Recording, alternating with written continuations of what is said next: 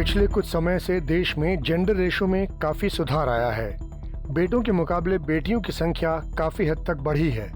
लेकिन क्या आप जानते हैं कि अब भी ज़्यादातर लोग परिवार में कम से कम एक बेटा होने की ख्वाहिश रखते हैं। ऐसा हम नहीं बल्कि भारत सरकार की ओर से किया गया एक सर्वे कहता है। चलिए सबसे पहले आपको बताते हैं कि इस सर्वेक्षण में क्या कुछ कहा गया है। साल 2019 से 2021 के बीच आबादी के व्यापक तबकों के बीच किए गए नेशनल फैमिली हेल्थ सर्वे के ताज़ा आंकड़े बताते हैं कि सर्वे में शामिल लगभग 80% लोग कम से कम एक बेटा होने की इच्छा रखते हैं। इस सर्वेक्षण में पाया गया कि अभी भी बड़े पैमाने पर लोग बेटियों पर बेटों को तरजीह दे रहे हैं। अब इस ग्राफ के जरिए समझिए देश में कितने प्रतिशत परिवार क्या चाहते हैं। साल 2015-16 की बात करें तो बेटे की चाहत रखने वाले लगभग 18% परिवार थे, जबकि उस वक्त बेटियां चाहने वाले मात्र 4.96%।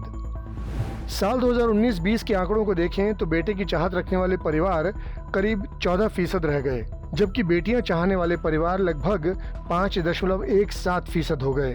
बेशक बेटी चाहने वाले परिवारों के प्रतिशत में इजाफा हुआ, लेकिन बेटे चाहने वाले परिवारों के मुकाबले ये अब भी बहुत कम है। पिछली करीब एक सदी की जनगणना पर गौर करें तो भारत में महिलाओं की तुलना में पुरुषों की संख्या ज्यादा रही है। साल 2011 में हुई जनगणना के आंकड़ों ने भी कुछ यही कहा था। उस वक्त भारत में हर 1000 पुरुषों पर महज 940 महिलाएं थीं। इतना ही नहीं, जन्म से 6 साल तक के बच्चों का जेंडर रेशो तो और भी खराब था।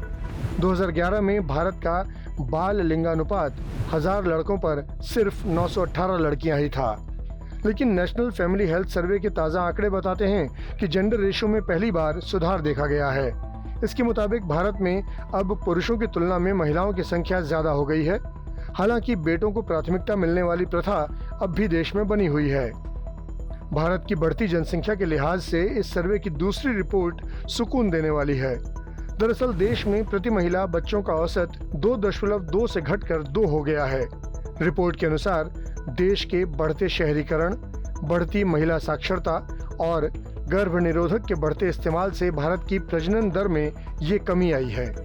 अगर किसी भी आबादी में ये आंकड़ा घटकर 2.1 से कम हो जाता है तो 3 दशक बाद जनसंख्या बढ़नी बंद हो जाती है। हालांकि कई जानकारों का ये मानना है कि देश में संतुलित आबादी के लिए भारत को खराब जेंडर रेशो की समस्या दूर करने पर जरूर ध्यान देना चाहिए। हमारे इस वीडियो को लेकर आपकी क्या राय है, कमेंट सेक्शन में हमें लिखकर जरूर बताएं। साथ ही देश और दुनिया की तमाम बड़ी खबरों के लिए सब्सक्राइब करें हमारा YouTube चैनल आज तक।